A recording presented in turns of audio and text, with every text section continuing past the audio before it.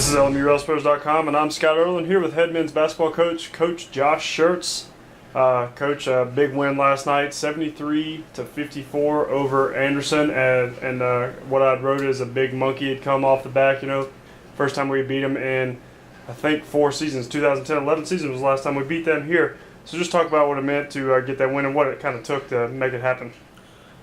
Well, I think, obviously it's good anytime you're able to come in, and I thought we did some really good things defensively, particularly.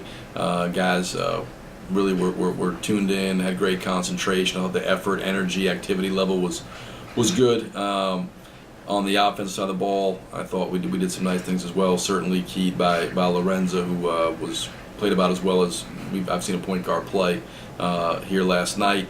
And that being said, I think Jason and would probably say the same thing. Anderson didn't have their best game last night. It wasn't one of their best performances. I think we caught them on a good night. So you take it certainly, and we're happy with the result. I'm happy with the things we can control, which is how our guys played. In terms of what had happened in the past, certainly they'd come in here and the previous 3 years had beaten us in pretty excruciating fashion.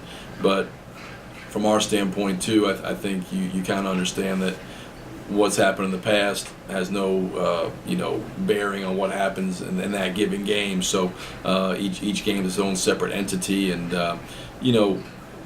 our guys, I think, we're just focused on trying to go out, play well, and do the right things, and certainly we're glad to get the win, and then as always, you move on to the next one and learn from this one. We took some lessons out of it, some things that we can improve on, some areas that we did some good things we need to continue to strengthen, and then obviously what we need to do to move forward here and get ready for a good Wingate team on Saturday. And you had mentioned Lorenzo Ross already. He goes for 14 points, 14 assists, sets the program's single game record, for assists. Just talk about maybe what he had done. What was he doing to open up that performance for himself? Well, I thought he did a great job of being aggressive and putting pressure on the rim and making good decisions in terms of when he had an opportunity to finish plays himself, and obviously drawing crowds and making plays for others. He found guys in the interior for layups. He found guys for feet set threes. I thought he definitely lived in the lane. Lorenzo's a guy that for this team, he and Luke Wan do a lot of the heavy lifting. They are guys that have a tremendous amount of responsibilities on both sides of the floor, but certainly one of the keys to our team. I told the guys today in film, I hope they, and they may not appreciate, I don't know that they appreciated Vinny and how much heavy lifting he did and Chance until they graduated. And the guys may not appreciate how much heavy lifting Lorenzo does, because when we watched film today, it was Lorenzo in the lane, drawing a crowd, getting Lou a feet set three. Lorenzo in the lane, drawing a crowd, getting KP a layup. Lorenzo in the lane, getting Dorian a layup. And he is a guy that has a lot on his plate, and he is a guy that has really evolved. I think he was not a guy. I joked with him his freshman year that he set the all-time assist record. Most minutes play without getting an assist, and he's turned into a guy now that finds people, makes the right decisions, and is kind of finding that balance between being a scorer and a playmaker. And when you're a scoring point guard like Lorenzo, that's really the hardest thing to do. He's not John Stockton out there, but we need him to be a guy that balances his scoring and his ability to make other guys better, and last night was about as good as I've ever seen from him in terms of striking that balance. And then also another big game from Luke Wan. He goes for 20 points. He goes 4 for 8 from the three-point line. And it really looks like he's going to, if things stay, you don't want to jump too far ahead of yourself, but it really looks like he's going to break the school's single season record for three-pointers, which is currently 90. He's got 48 already, which is just 18 behind Coker, who is dead last in the league in three-pointers made. So just, how much of a role do you think that Zoe has played in opening those opportunities up for Luke Wan?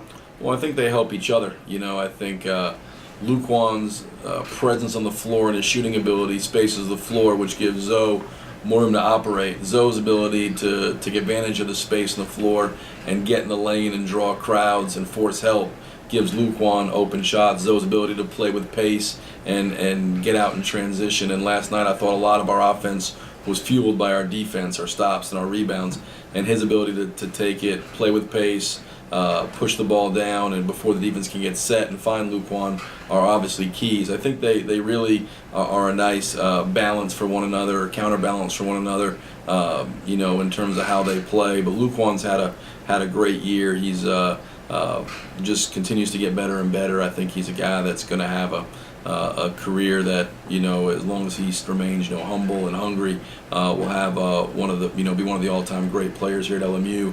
I think Lorenzo's legacy is pretty well cemented here as one of the all-time great point guards at LMU, but certainly I think he wants to add to it here over the last 60% or so that he has remaining here of his senior season. So certainly two guys that we're very fortunate to have here at LMU, two guys that I think, like I said, one's kind of on the back end here of his career, one's kind of on the front end there in Luquan, but they are certainly two of the best players, not only, in my opinion, in the South Atlantic Conference, but they're two of the best players, I think, in the backcourt guys in the country.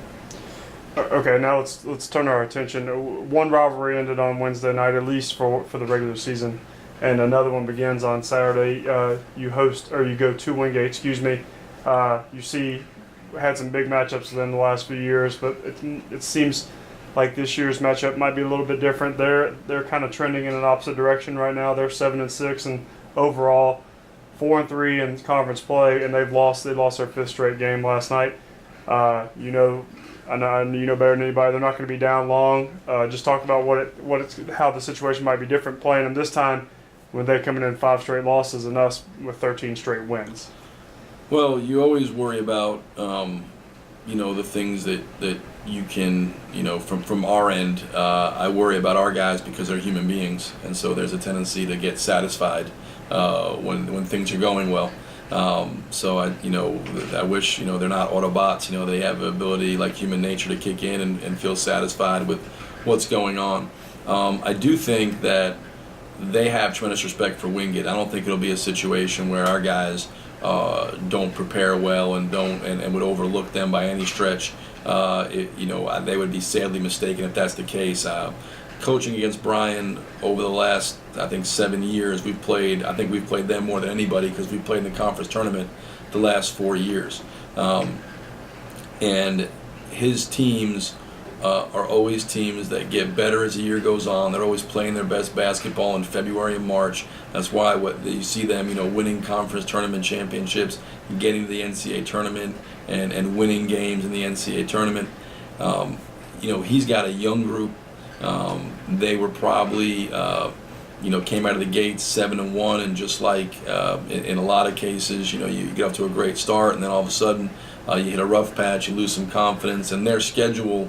I don't know how many teams in our league wouldn't have lost the majority of those games. They played a top 25 Mount Olive team, a top 25 Augusta State team, a very good Anderson team, and then they go to Carson Newman Holt Fieldhouse, a very difficult place to play.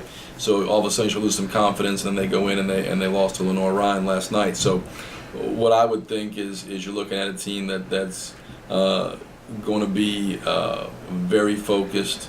Crisis has the ability to kind of bring clarity and bring a renewed energy. I expect to get their best shot on Saturday. They'll be home. They'll have a good crowd. Brian's a terrific coach. Does a great job recruiting. His kids play hard. They are a very, very young team. They have a number of freshmen and sophomores inside that lineup, really outside of Ryan Day and Xavier Griffin, who I think is a junior, and Ryan's a senior. The rest of the team is pretty much freshmen and sophomores, and they're extremely talented. He did this before. He built this with the Odell Turner, Deion Turman, group with all those guys, with Matalis and Kincaid, and he's just kind of on the beginning side of the reboot, and so I expect them to give us a tremendous challenge. We'll have to play very well to have success down there, and they do as good a job as anybody in the league of guarding us. They always have. The games are physical. They're tough. They're a very athletic team. So I expect it to be as just like most of the games in the league. One where you can go in and you can win or you can lose. Just depends on kind of who's able to execute better and make plays down the stretch. And I know you're not one to really look too far ahead, but after Saturday's game, 4 of the next 5 are back here in Tex Turner. So how important do you think it is Obviously, every game is important, but to before that home heavy stretch again, to get off, let's say to get a solid win on the road. Well, you wanna be, win every one you can and put yourself in the best position possible. The schedule, from a home standpoint, I know people look at that and they say, well, home and away, and I don't necessarily, to me it's hard to win anywhere. I mean, you have to go out and earn them, whether they're home or away. Obviously, road wins, maybe feel better because I think they're maybe a little bit tougher. You're in an environment, you're kind of dealing with more adversity, I guess, than you do at home. But at the end of the day, you're playing good teams, and each game is really a challenge in of itself. So I do think we want to go out and perform well. We want to go out and play well. Wingate's a difficult place to play.